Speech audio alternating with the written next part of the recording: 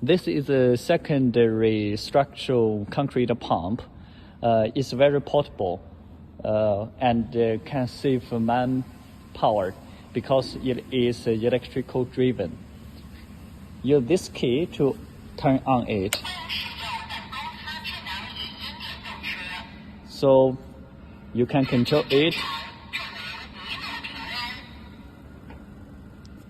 You can also make back.